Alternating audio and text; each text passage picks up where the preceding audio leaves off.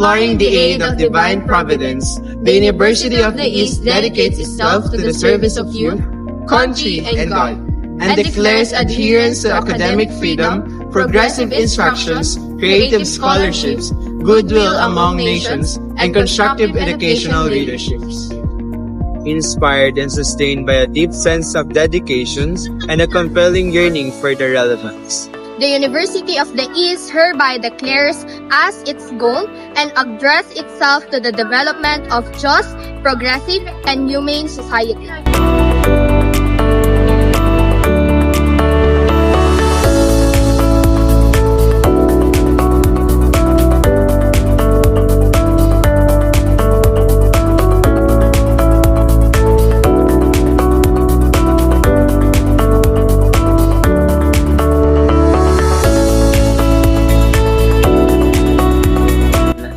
As a private non-sectarian institution of higher learning, the University of the East commits itself to producing true relevant and affordable quality education. Morally upright and competent leaders in various professions, imbued with a strong sense of service to their fellow men and their country.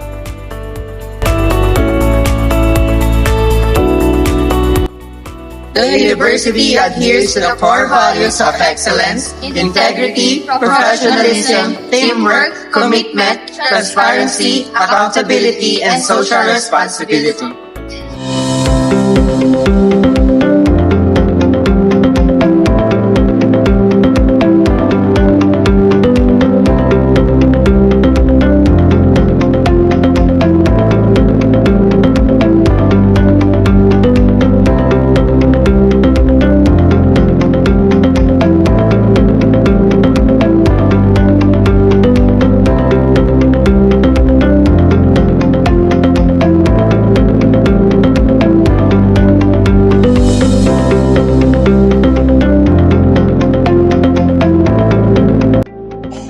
College of Arts and Sciences provide the students the diversity of learning strategy and opportunities that will promote their intellectual, personal, and social development.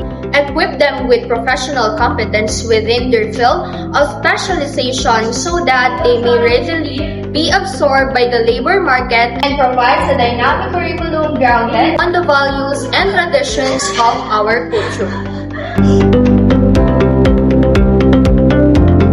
As a private non-sectarian institution of higher learning, the University of the East commits itself to producing true relevant and affordable quality education. Morally upright and competent leaders in various professions, imbued with a strong sense of service to their fellow men and their country.